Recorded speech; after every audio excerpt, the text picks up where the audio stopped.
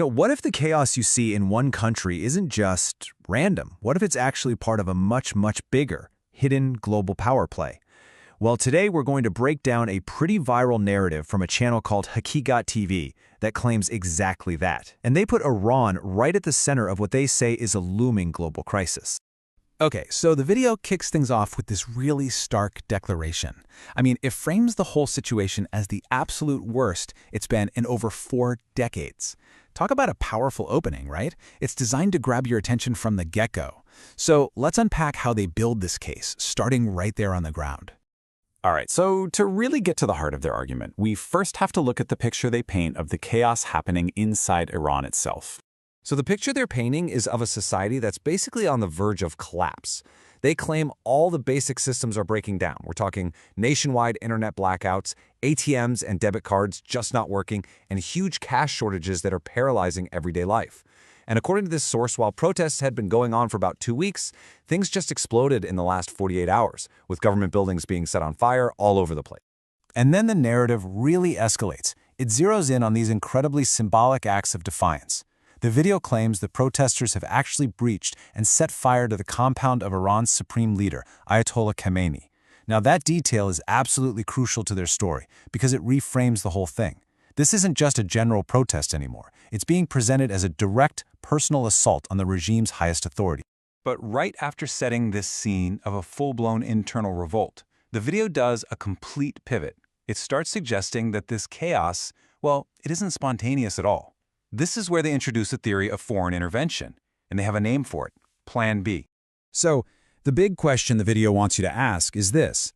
Is this a real, genuine grassroots movement, or is it being pulled and pushed by someone from the outside?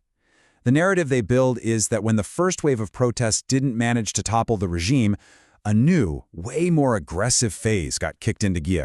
And that is what the video calls Plan B. It's presented as an alleged U.S.-Israeli operation. The claim goes like this. When the protests started to stall, the home addresses of top Iranian officials and military leaders were deliberately leaked. The goal? To turn that general unrest into targeted personal attacks and just create absolute chaos from the inside.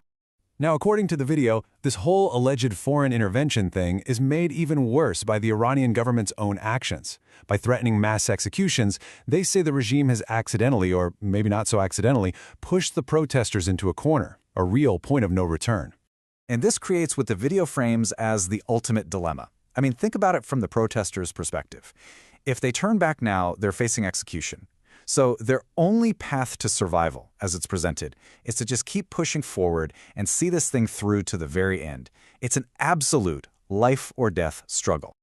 Okay, so from that intense, on-the-ground situation, the narrative starts to zoom out. It argues that what's happening in Iran isn't some isolated event. Nope. It's the first domino in a much, much bigger regional conflict. So here's how the video lays out this theory of a coordinated 3-step strategy. Step 1. Destabilize Iran from the inside. Step 2. Give a green light for military action in Lebanon. And then, Step 3, use the massive crisis in Iran as a kind of smokescreen to pull the world's attention away from other places, like Gaza. So, after laying out that whole regional domino theory, the video zooms out again, even further this time.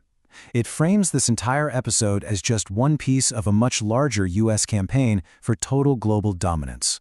And to back up this huge claim about American ambition, the video points to this quote, which it attributes to Donald Trump. They use this as the foundation for how they portray U.S. foreign policy. Basically, a unilateral right to go into any country, anywhere in the world to protect its own interests. And the video offers up other examples to try and bolster this theory. It claims the U.S. is putting pressure on oil companies in Venezuela, that it's trying to acquire Greenland to block Russia and China. Each one of these alleged actions is presented as another piece of a giant global puzzle. And in this puzzle, the events in Iran are just one part of a huge strategy for worldwide control.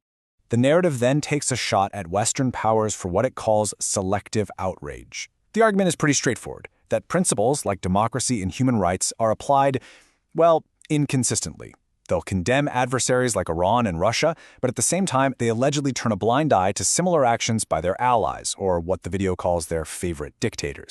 So you take the internal chaos, you add the alleged foreign plot, you mix in the global power plays, and according to this video, it all brings us to one final and pretty alarming conclusion, that all of this is just a prelude to open war.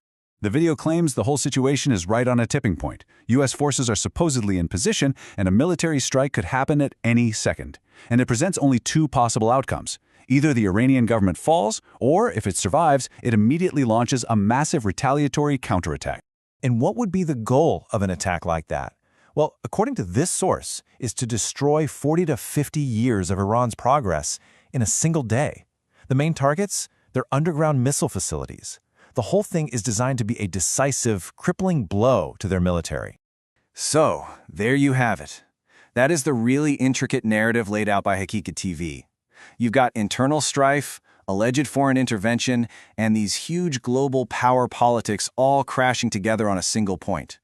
It's a compelling story for sure, and an alarming one. And it really leaves us with a critical question, not just about this situation, but about everything we see. When you're watching events unfold around the world, how do you tell the difference between what's really happening and what might be a very carefully crafted influence campaign?